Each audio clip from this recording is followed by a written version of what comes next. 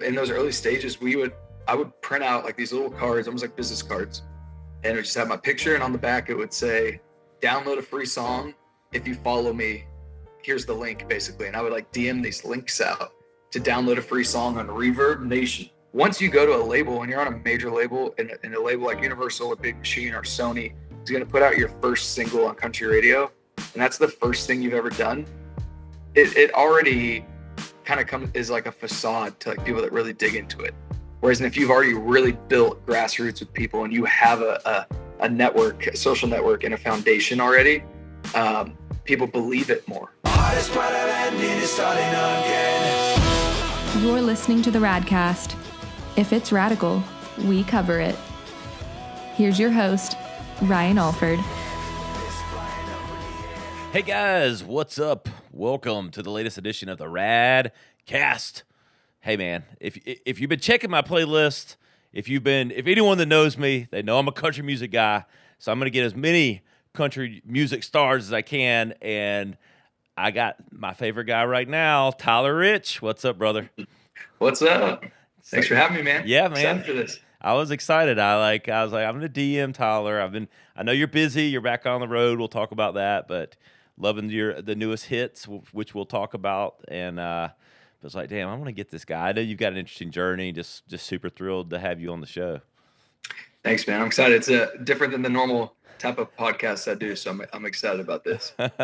Cool, man. Well, let's just start down the road. We'll get into some of the latest hits and all that stuff, what's going on today. But I do want to just talk about, your journey and your background and all the nitty gritty for kind of coming up and, building a career in country music and everything behind that. So maybe let's just start down that road. Yeah, man. So born and raised in a little town called Yuba City, California. A lot of people are always like, "Hey, California, man, why do you like country music?" And, usually people that say that have never been to actual California. They've only been to, Disneyland or LA and whatnot. Where I grew up is one of the agriculture capitals of basically the entire West Coast. And it's just, so I was raised around country music and farming and all that stuff. Just fell in love with the songwriting of country music when I was a kid. And pretty much, anybody in my age range, I'm 35. So we all had, from like Brooks and Dunn, Garth Brooks, George Strait, Alan Jackson, all that kind of stuff to really suck us in. And then being from California, I was also a massive fan of every other genre of music because I was grew up pretty close to the Bay Area. So it's like Bay Area hip hop to rock. Metallica was from there. To Deftones was from Sacramento. Papa Roach was from Sacramento. All these places I grew up around, and so I had all these like really cool influences growing up, and dove into guitar and bands and all that stuff when I was in high school, and then my early 20s, and then all of a sudden, guys like Keith Urban and Tim McGraw and Kenny Chesney, all that stuff. When I was departing from the band I was in, and it was just going to be me and my guitar, and I was going to be a singer-songwriter, I was like, what do I really want to do?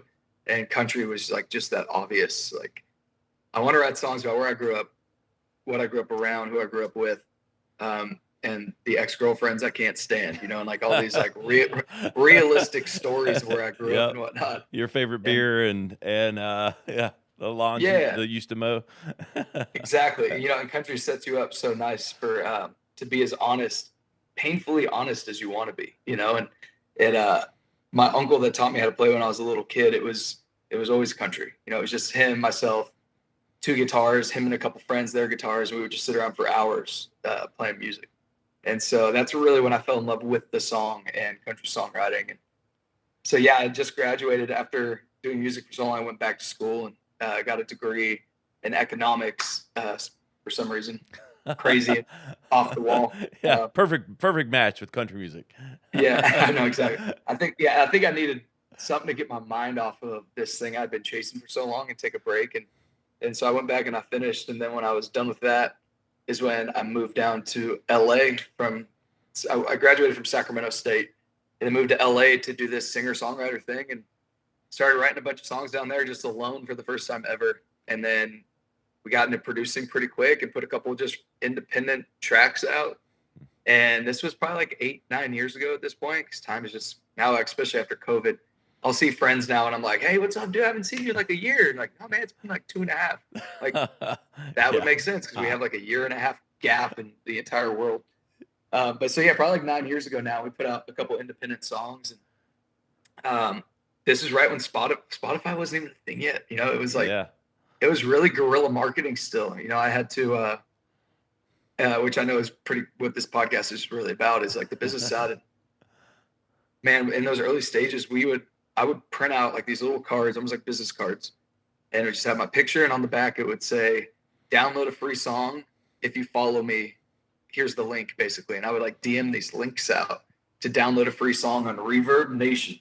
And I would go to festivals, and I would go to front of the lines of any shows I was playing, and I would just hand out these cards trying to spread my music. And then it eventually got me to Nashville, and then the rest kind of just happened from there. But that's the nutshell version of how it kind of started and what got me from California to It's an the East Coast. interesting journey. I mean, it's like I know every you know, it seems like hit artist or whatever, every journey's different, but it's definitely a different path. It seems like every other one I've heard is like move to Nashville with the dream in mind or something like that. But I know California pretty well, and knowing how, you know, some of the rural country, it's a huge state, like, you know, and how Massive. how popular and how it kind of did originate some of some major artists and things like that, and country and things like that. So not that shocking. But what do you think the biggest challenge for you, like, you know, through that journey? Is it just I don't know. You don't seem to lack confidence, but like it just seems like the journey for artists, especially, is like when you're trying to get that fan base and trying to kind of get the machine rolling or something. I mean, talk about just some of those just challenges and, you know, things you struggled with, or, you know, that you feel like you've kind of pushed through on. Yeah. The biggest struggle always is, well, what you said about confidence is important, because that's the number one thing you have to get no matter what. Because if you don't believe in your brand or believe in yourself and what you're selling, because I mean, I'm an artist, I'm a musician, but I mean, it's business more than anything in the world, you know, and you have to believe in it and what you're selling. And it's so crazy important, because when you're trying to tell somebody to listen to your music and they sense any sort of hesitation, or like any sort of like, they get like, I mean, if somebody tells me, hey man, will you check out my music? And I have like even a 5% inkling of like this weird vibe from this person, I'm like, do I want to? Yeah, right. So that is super important, obviously. But as far as going back to that guerrilla marketing thing, man, it was so important in those early days of getting that core early on, because you want people that are passionate about your progress and your journey. You want people to be like, man, I was there. And I'll give you a perfect example of this. Like, I was there when it started, kind of thing, right? So you think 8 years ago, I was at Stagecoach, which is a massive country festival, 100,000 people in Southern California. Yep. And I used to walk around with those little cards I was talking about, and I would hand them out. I'd take like 3,000 in the festival, and I would walk around and I would just tell people like, hey, I'm playing next year. They're letting me promote ahead of time. Here's a free song. And it was a lie. I was never playing next year. You know, but then you got 3,000 people. I like it. You got 3,000 people now. They're looking at this card being like, hey, I've never heard of this person. Next year, we could be the only one singing this guy's songs. Like, let's check it out. You know, there's a pride and an ownership that a fan can get from that. And then, so now flash back forward like 5 years later. So in 2019, we played Stagecoach finally. And we had, I think they said 12,000 people at our stage. We were closing the XM stage, and 12,000 something people, 4:00 in the afternoon, you know, midday slot. Yeah. But we had a massive following. Yeah, that's a lot. Or a crowd. And I told that story on stage about walking around with those cards. And I said, were any of you out there one of these years that you got one of these false advertising cards, right? And it wasn't false. Your year was off. And if you believe it, it was not. Hey, I tell people, you say that things in marketing, as long as you believe it and you're going to manifest that it wasn't false. Yeah. And it never wasn't true that I wasn't playing next year. There wasn't even a lineup yet, you know? So in my mind, I was going to play next year. Exactly. Because none of us knew yet, you know? And so. How many people raise their hands? So some people raise their hand?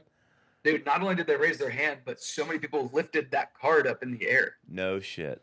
So people had like saved them, right? And so like, that's just like a little thing that just shows like how one little interaction could go such a far way. And ultimately, like our biggest thing is making sure we grow in each city. Like I don't really play certain markets as much as I play other ones. And we just played a show in Columbus, Ohio, a headlining show 2 nights ago. And we were just looking at how many people were coming, and the crowd was massive, and we were just super excited. And I looked at the guys backstage and I said, man, 3 years ago, we headlined in this city 2 blocks away and we sold 12 tickets, and then we were about to play the show, and you walked out and we played 75 minutes and the whole crowd, massive crowd, was singing like every word to every song. And it's crazy because you can play a show, a week ago that might not been that good, but as long as where you have been before continues to grow, and every time you put out a new song, more and more people are listening. As long as you can visibly see it, then you're in the right direction.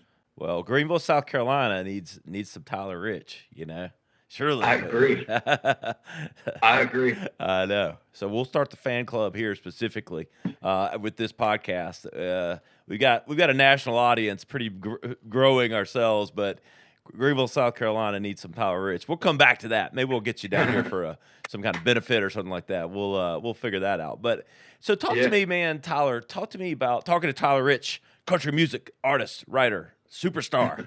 I'm gonna give you all the accolades, brother. I like to praise up my guests.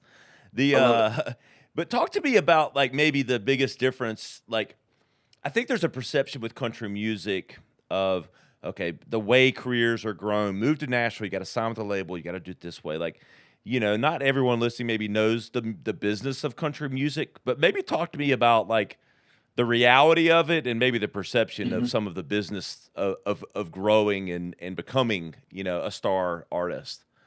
Yeah, it changes every year. The process. You nailed it when you said that.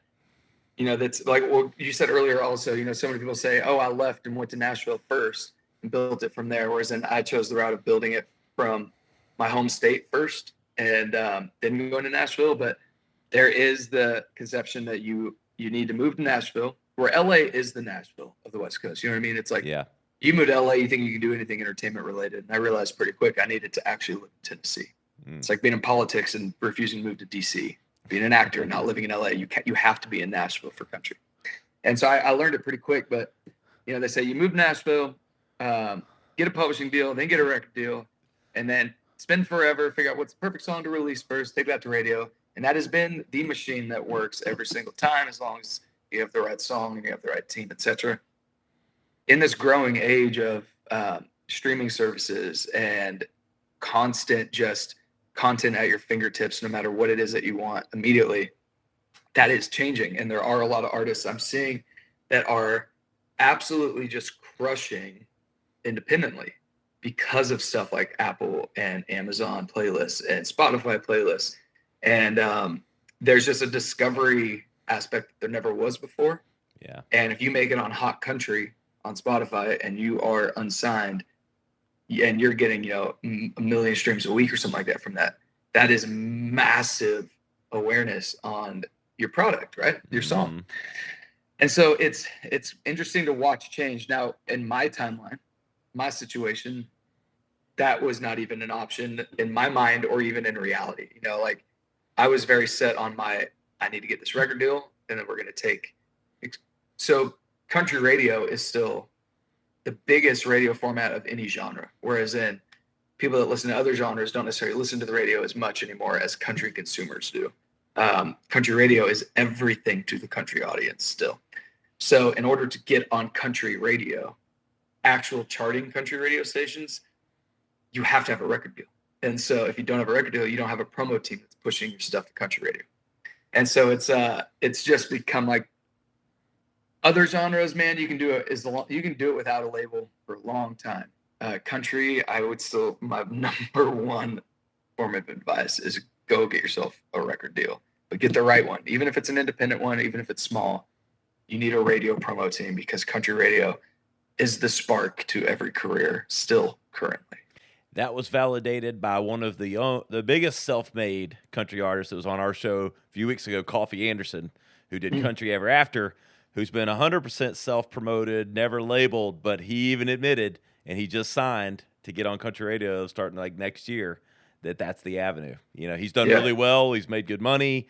Maybe not, I mean, millions and millions and millions, but a very comfortable, really nice lifestyle, Yeah. you know, through other channels. But even he said, and it doesn't surprise me because that genre of country music, the people that, I don't know, down home, good country music people just still listen to the radio, still trust the radio, still love the radio, the DJs and everything else. That's just been the staying power, hadn't it?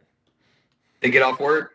What Yeah. do they do on their way to dinner or their way home? They just turn on country radio. They don't open their phone and figure out what they want to play on a playlist. They don't, and you know, and like, so that's a large chunk of your demographic. And yeah, with Coffee and like so many other artists, especially either like Texas artists, I mean, people just crush, you know, and there's people that aren't played on country radio that'll sell out massive auditoriums all across the country, and they don't need country radio to do it. But if you're wanting, so for instance, we'll be put on lists for opening slots for tours, you know, and be like, hey, Tyler's available, this person's available, and then you'll get, like, I just went through this with our headlining tour that is on the West Coast.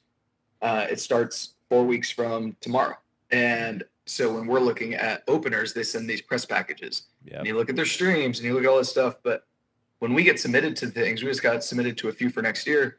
There's a number one criteria that must be matched, and that is that you have a current song climbing on country radio. And if you don't, you're just not going to get big tours unless you're an anomaly. There's outliers to every situation, always. But if we're talking like status quo, like run of the mill, like what's going to happen? Yep. You need a damn song country radio. And you do that, you need a damn record deal.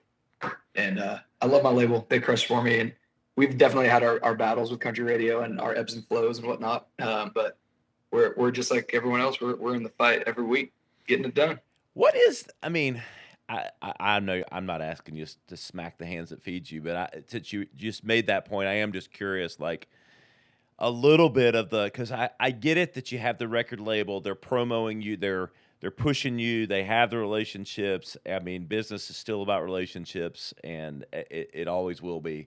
But is it just purely play my guy more, play my girl more, whatever? I'm saying guy universally. Play my artist, duo, group, whatever, more. It's just constantly trying to get more plays, or is it more complicated than that? Pretty much, man. It's like, so your record label, your promo team. I have 7, I believe, or so people on my promo team specifically that work my songs to country radio. Okay. And their job weekly is connect, keep the connections going, talk about getting it added, and then talk about getting it played more. It's such a process where they have to work together with other stations too to make sure that some that, like, you know, if my song is crushing in Spokane right now on the radio, they're going to start lifting it more because that means it's doing good for their listeners. Their listeners want to hear that song more. But if they go too fast and then someone in Greenville is going too slow, then when it really comes down to the end and they're fighting to chase that number one song, it's already burnt out in this market over here. They'll come off the song because it's already hit the top of their countdown. So they have to, at the same time, time it so that so everybody's working together at the same time. And, you know, business relationships are the number one. So you got to think after a year. So my second single, once it got pulled from country radio, it did what it was going to do. Then we're figuring out, okay, cool, what's next? About 6 months went by. We're getting ready to ship the next song is what we call it. And then quarantine hit. And it's now a year and a half. And then now we just ship Better Than You're Used To, my current single, a couple months ago. But radio moves around so much. So it's like we could do Zoom hangs. We could do all that stuff as much to meet new people that run these radio stations. But it's just not nearly the same. So now what we're doing is I'm actually flying out, meeting these radio programmers and DJs again and getting to know, because there's nothing bigger than the human connection in person. And we all got so used to, you know, being able to do this and the luxury of being able to do this, which is incredible. But it's just, there's nothing that compares to that human connection of, it's hard when you have, because even when you get a record deal, man, there's how many slots on a charting station of 60 songs on a Billboard or media-based chart, basically. So yeah, you think 60, and you think 500 are signed to major labels probably. Yeah, So with how many songs? Yeah. yeah. So how do you get your song to be in that 60? And it doesn't just matter. It's not just about having a good song. There's like 17 layers of it. And What about the whole like now full album like versus singles? Like it seems like there's never been a time more where there's more EPs and more like I've seen some of these guys that I like and it's like they have like 7 singles the last 3 years and not a single album, like I don't know. What's that all about? Man, myself, I'm 35. So for Yeah. me as a music fan, I want to buy an album, stream an album, whatever, Yeah. from front to back. I truly believe in the art of, you know how long it took me to decide the order of my album? It was a long process, and it had to do with the keys of the song. It had to do with the energy of each track. It had to do with the Yeah. story it told from beginning to end. But unfortunately, fans just don't listen to music that way anymore. Super fans will. Yep. I mean, like the real diehards always will. So that is why I believe the album obviously will never die, because super fans like the filler songs. They like the deep cuts. Deep They like tracks. the, Yep. the sad bastard ones in the middle, like all Yeah. that. They love all that stuff. But and it's a singles chasing game, because at the same time you got other fans. Everybody just, content is so readily available. And if some artists are putting out a new song every month, and then I'm only putting a new song every 4 months, fans are listening to the other artists and they're forgetting about me. And so they want music as fast as they want Instagram posts. And it's just this weird world we live in now that we're all getting used to. I personally would love to, we just, like in a week, it'll be a year since my first album came out, which sounds crazy to me because it feels like yesterday. Yeah. And I would love to just track a new album and put it out. But, realistically, like, probably going to do an EP and then maybe another EP. And then those EPs together will be called album 2, and Yeah. I wish we all even knew the answer as to where it's heading and what it is. We literally have meetings and talks like every month or so about what the plan is. And that changes every month, because we're like, well, maybe instead of releasing one song, we'll release 3, but then if we're going to do that, we might as well release an EP. But then you worry about burning songs, is what we call it. So if I think I've got 2 no-brainer hit songs, do we record them right now and put them out, or do we wait a year to put the other one out, because it takes a song a year to go number 1 on country radio? So do you release 1 hit a year and then 11, or 9 deep cuts just so that one song, like, what do you do, right? Yep.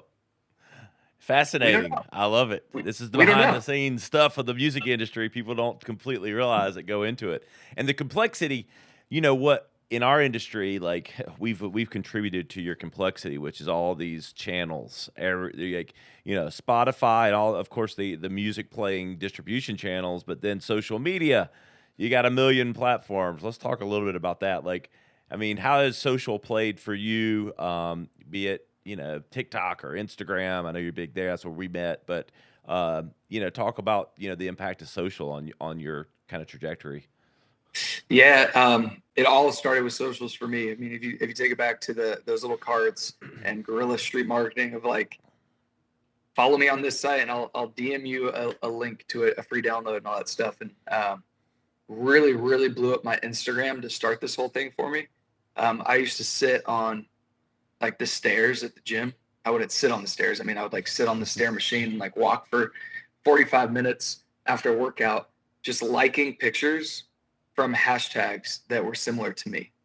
Hashtag Sam Hunt, hashtag Keith Urban, hashtag whatever. Yep. Or if I knew I was going to a city and I saw like that venue the night before was a country show, I would go and like the pictures that people posted from that show to really start to blow up Instagram. Mm-hmm. When I did get my initial meetings with Scott Borchetta with Big Machine, the reason I got my meetings so fast is because I already had over 100,000 followers on Instagram, but I didn't have a record deal. Mm. And people always say, like, oh, I mean, how really important is that? And it's like, really important, not only because you've already created your own network, but like I said earlier, also, like, once you go to a label and you're on a major label, and a label like Universal or Big Machine or Sony is going to put out your first single on country radio, and that's the first thing you've ever done, it already kind of is like a facade to like people that really dig into it.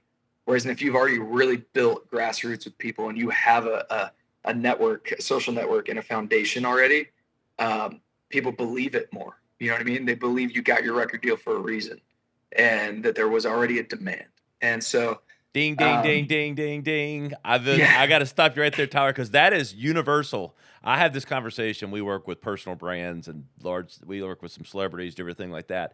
And that right there is universal, tremendous, like recommendation, whatever, asterisk that. That's going to be a highlight clip from this episode, because people don't realize building your audience now for your personal brand or your artist, whatever your business is, gives you leverage.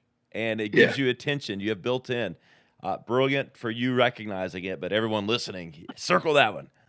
circle it. Yeah, man, it's so true, man. And so then, just building it from there, from all these years of just like everything, social media changes every day, and what's cool on social media changes every day, And so like, I finally caved and got a TikTok over quarantine because I was bored and scared, right? I was like, man, we can't play in front of crowds anymore. We can't test new music in front of crowds anymore. This TikTok thing's blowing up. I'm not going to dance on it, but I'll try other things. And so what I took into my court for TikTok was like, all right, there's people that are on Instagram and TikTok, but there's people that are only on TikTok and don't even use Instagram anymore. And that is an entire market I'm missing. Yep. And so I was like, if I can't test out these new songs I'm writing, because I wrote so many songs, and I was like, if I can't test these songs out in front of a crowd to see if it gets a reaction, because we can't play shows, what if I just do like little teasers? People love my wife, they love my dog, And so I was like, me just showing the family new songs, and not even me playing it, man, just like turning up our stereo and being like, hey, here's a new demo. And a few songs really caught fire that way, including my new single, Better Than You're Used To. And so that thing had a few million hits. It was the end of January. And so we didn't have any plans of what the next song was going to be. We didn't really know what was going on. And then the label was just like, oh my God, we got to release this thing right away. Let's do it. And so we dropped it on Valentine's Day. And and because of TikTok, all because of TikTok, an app that I literally wasn't going to download because of, I'm 35 in my pride, and I thought it was just for kids that dance on the internet. But there's so much more to TikTok than, I get a lot of like my stock advice from TikTok. I get like all sorts of stuff from TikTok, There's like experts of every field now have channels. Yeah, man. Yeah. And it's like, it's interesting. And it really is its own world. And so, now you think of like something that started on TikTok as a teaser, literally just passed like 32 million streams, that song now. And it's number 6 on the top 30 countdown on XM, and it's climbing on regular radio, and it's all from a TikTok post. Yep. And it's just, so I still hate TikTok, but I hate the pressures of TikTok, but I can't deny like just the invaluable tool that it is. Yes, I have a love-hate relationship. I'm in the business and I have a love-hate relationship with it, but it is very powerful. And, hell, I'm blanking on his name, but Walker Hayes. Walker Hayes. I'm like, oh God, I hear it every other time I've turned TikTok on now, or definitely last month. And now Applebee's has got the commercial, so I'm sure he's banking, getting something for that. I'm happy for him. I hear he's a great guy. He is. And I'm sure you know all these cats. But talk about some of your influences. I want to come back to some of the business stuff because it's really fascinating. You've been as enlightening as anyone we've had on the business, so I really appreciate that. But who are some of your influences in country music, either in the past, growing up, and even now today? Yeah, my biggest one, which is a lot of people, so it's not unique, but Garth Brooks. It was nothing compares. It's like obviously George Strait is the king of country, and I love George, and he really got me into it when I was 8 because I loved the movie Pure Country that he was in. I just that's how I found out who he was when I was like in first grade. But Garth Brooks, from just the singability, the songwriting, the stories he tells as a performer. He's one of the most famous musicians in the world, and he still goes out and does dive bar tours and his stadium tours, and he's dripping in sweat when he walks off stage, and he's just my biggest influence as a whole, all around. Also, as a kid, man, I loved Michael Jackson, and I used to watch his music videos like they were movies. Thriller is one of the reasons why I loved horror movies as a kid, and still do to this day. Him as a performer, his just attention to detail from everything, from just every single drum hit to every light that shines on stage, was all on his like crazy genius. Musically nowadays, I mean, Keith Urban is my number one from current country. I love Old Dominion, their songwriting, their quirkiness. Everything about Old Dominion is a bumper sticker or a shirt that a dad wears in Daytona Beach on Totally. vacation. It You know, is. like they take just everyday common phrases and turn them into the catchiest, just like brilliant hooks. I love John Mayer. Love John Mayer, Jason Mraz. You can hear a lot of like that Jason Mraz-esque production in my music. Yeah. My stuff is country songwriting, but production wise is can be like beach, feel good California, in the rhythm sections and whatnot. Totally. I grew up listening to metal, hardcore, punk rock. I was in bands that had, distortion so loud you couldn't hear the vocals, for half our shows. Foo Fighters is one of my favorite rock and roll bands of all time. So Slipknot. I mean, I listen to it all. I love it all. And I think, because my mom and my uncle, I grew up listening to country. Because of my dad, I grew up listening to rock and roll. CCR is probably my top 5 favorite band of all time. Because of my other uncles, I listened to punk rock and metal. I just had the coolest influences growing up that introduced me to so much at such an early age, to keep what could easily become a narrow mind wide open. And and I'm thankful for it, especially like we get to play music festivals sometimes, or I go to music festivals that are all genre, and people will be like, all right, cool. So we're only going to watch EDM at this festival. And I'm like, oh, cool. But what about like this hip hop artist and this R&B singer? And what about this soul singer? What about Alabama Shakes, man? Brittany Howard's like one of the best of all time. And so, yeah, I'm super thankful for not only my musical influences, but my family influences that got me there. I hear that Jason Mraz now that you said that. You said that, and I was nodding my head thinking about kind of the melody. It's some of the tunes. I don't know what it is. I don't know if that California vibe. I don't know what it is, but that totally rang true. And yeah, Beat It was my first cassette tape single. Michael Was it? Jackson. Oh, yes. Nice. I was nodding my head, and I was a Papa Roach guy too, like all that stuff. Like I've been through all those things. We're close to the same age. I'm a little older than you, but similar influences. But love Papa Roach. Papa Roach was really cool for us because they grew up like 40 minutes from where I grew up. Oh wow! And so when we were in high school, they would play like in grocery store parking lots in our hometown. But the bass player played the trombone, and they were just a high school band.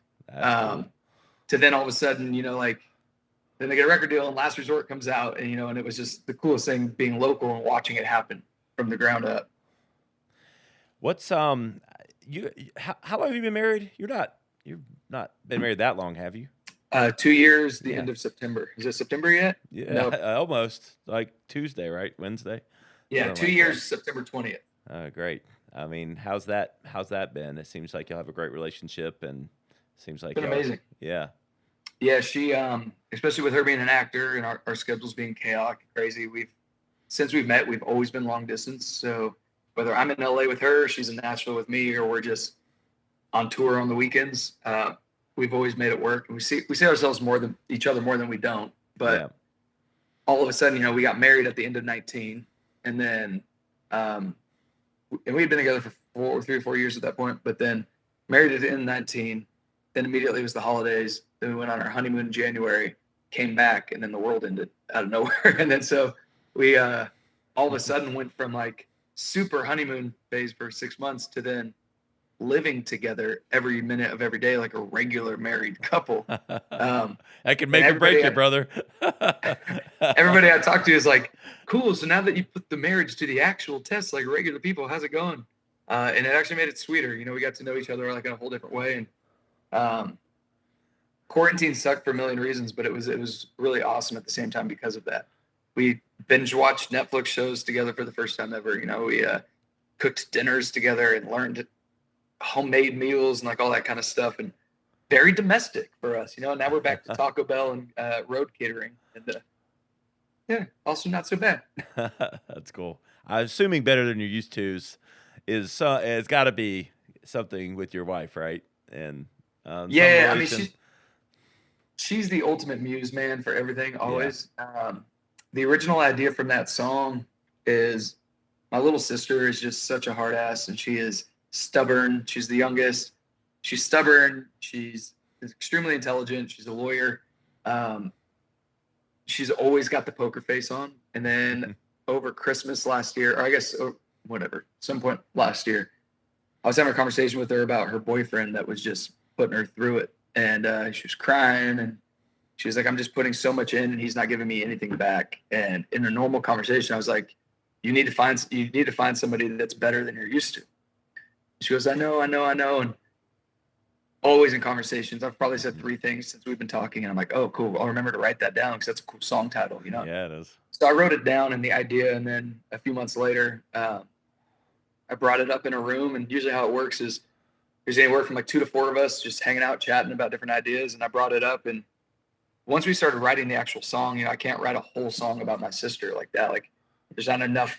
It's too surface level. So when I met my wife, she was, getting out of a relationship where she was extremely unhappy and et cetera, et cetera. And so when I met her, she was super jaded on love and didn't believe in it and didn't want to give it a chance. And I had to be that person to tell her that, like, I can be better than you're used to. Like, I can be that thing. And so that was what sparked all the actual lyrical content. But it's kind of cool, that my little sister, that we got that out of that conversation of me trying to be the older brother when she's never really let me be because she's always so self-sufficient.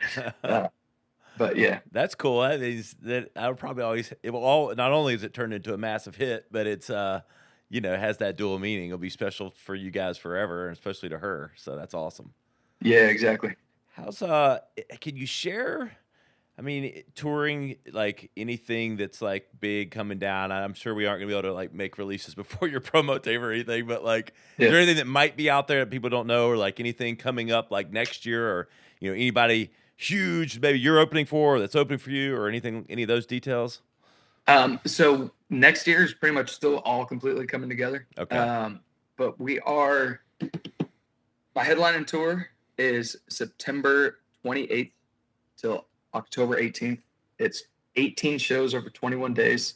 Wow. All across California, Washington, Oregon, Arizona, Utah, Idaho. Boo. West Coast tour. I know, but that is we're doing that. Buddy Shy Carter is opening that show. Wow.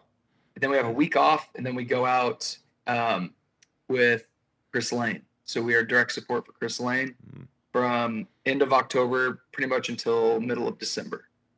Nice. Then it's Christmas, and then we are, and that whole tour is for us through the South.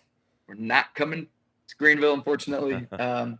He might be. He's a Charlotte guy, so he will probably be hitting one of the Carolinas, I'm assuming. We're doing Midwest and the South on that tour, doing some Florida stuff, doing like Tortuga Fest, Florida. Lots of really cool stuff. The rest of the year is extremely exciting. This is actually, these next 2 weeks right here are going to be pretty, I'm going to try to drop some beer weight, get show ready again so I can gain it all back, come headline tour. It'd be great. I love that. Is it still, on tour, like, as we kind of conclude here, Tyler, is that I don't want to say rock star lifestyle, but like, is it just kind of, 18 and 21 is insanity. Like, but like, is it just nuts? Well, what's funny about that is that, so usually on country, they call country artists weekend warriors, because we usually go out Thursday, Friday, Saturday, come back on Sunday. Yeah. Leave on Wednesday, play Thursday, Friday, Saturday, come back on Sunday. Whereas in rock bands and hip hop art, everybody else usually go on one tour that's like 3 months long, and then they're off months, and they do it. One tour is like 3 months long. And so my agent hit me up when because this headlining tour it's the 4th time rebooking it. I wanted to call it 4th time's a charm, but we wanted to stay away from COVID puns. And so I like he calls that. me. He's like, "Hey man, instead of like a 5-week tour, how do you feel about 3 weeks?" I was like, "Oh shit, so we're losing like half the tour?" He goes, "No." So remember when you used to be like in a rock band 15 years ago, whatever, and used to tour like nonstop? How do you feel about 18 shows in 21 days? And so we are straight up like, it's going to be tiring, exhausting, rewarding, and freaking awesome. I wouldn't, You need to the touring, like, I'm sure you have a content team. You got to document that shit. Like, yeah, you absolutely. need like 18 and 21. Like there's your, big, bold, like, Yeah. there's some more creativity around it, but like, that would be cool. Well, conveniently, so the tour is called 2,000 Miles, which is the title of my album. And Yep. so that is 2,000 miles is basically almost the exact distance between Nashville and LA and from our two front doors. And so the entire time I was writing that first album, Sabina, my wife, and I were going back and forth trying to see each other between 2,000 miles. And so that was like the no-brainer title for that album. This entire tour of 18 shows is almost exactly 2,000 miles in routing also. And so it kind of I love it when marketing and reality come together.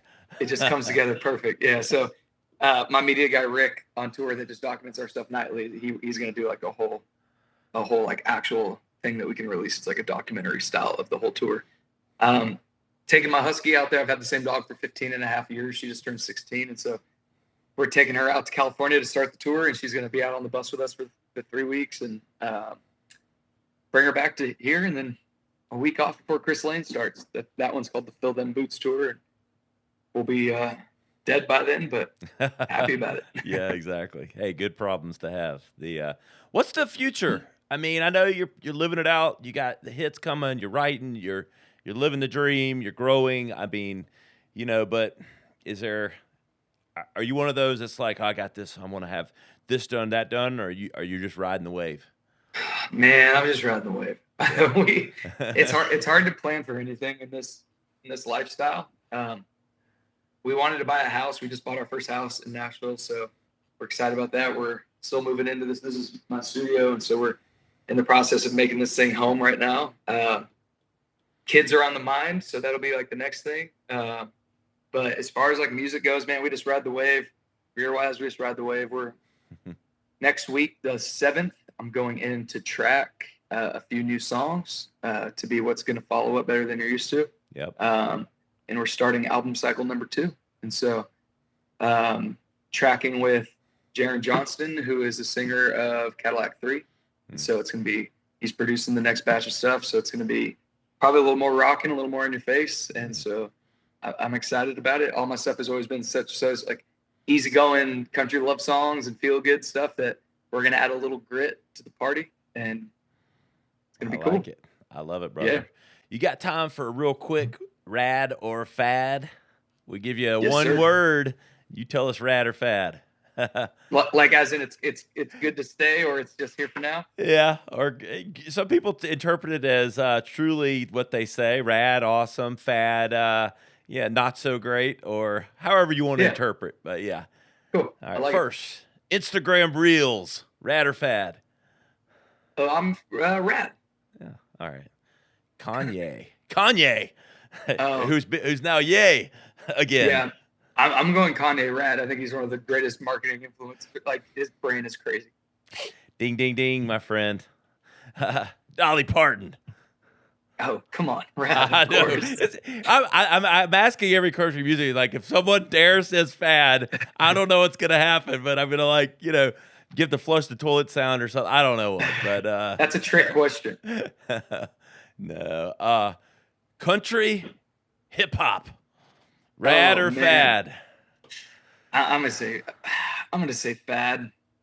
Yeah, I'm kind of on the fence. I enjoy it, but but like I don't know if it's a forever thing, and I'm gonna say fad strictly because, and I do enjoy it as well. Like I've told you, I love all genres of music. I really do. I love artists or I don't. It's never the genre thing. I just say fad just because I don't think it's ever going to go bigger than it already is. Yeah. I think it just kind of lives where it's at. Yeah, it's kind of, I think we're seeing its heyday or its moment right now. And lastly, Jake Paul. Rad or fad? Fad. All right. Yeah, I give him credit for all the attention he's garnered. He seems to be able to be a pretty damn good boxer, all things considered. But Yeah. I mean, it's in the sense of this podcast, I would almost give them all rads because their marketing genius has got them to where they're at right now, all of them, and it's got them up to a point that. But will it be lasting? yeah, we'll see. Yeah, we'll see. We'll see. Hey, Tyler Rich, brother, I can't thank you more. It's been fascinating kind of hearing your story, your journey, kind of hearing it firsthand. We really appreciate your transparency and your honesty. It comes through in your music. And if you're out there listening better than you're used to, go download it. Spotify, Apple Music, anywhere, everywhere. I know it's out there. Where else can everybody keep up with all things Tyler Rich? It's just as easy as that. Anywhere you type my name, if it doesn't show up, then I'm doing something wrong. Name is spelled very simple, TYLERRICH. Yeah, cool, man. And go if you're on the West Coast, you know where to go find them. I might have to get out there. I'm going to be in LA next month, so maybe something will align somewhere where I'm on the coast. I'm going to come hear you, brother. Yeah, man. If you're in the next month, we're all over. So yeah, cool. Yes, sir. Well, let's stay in touch, man. I want to follow your journey, and really appreciate you coming on. Yeah, I appreciate your time. Thanks, everybody. Yeah. We'll see you soon. Hey, guys, we really appreciate Tyler Rich. You know where to find him. He just told you. Better than you used to. It's awesome. Go listen to it. Country Radio, play it more. And you know where to find us, theradcast.com. Search for all the highlight clips. Search for Tyler Rich. You'll find all the episode information from today. And you know where to find me, at Ryan Alford, on all the platforms. We'll see you next time on the Radcast.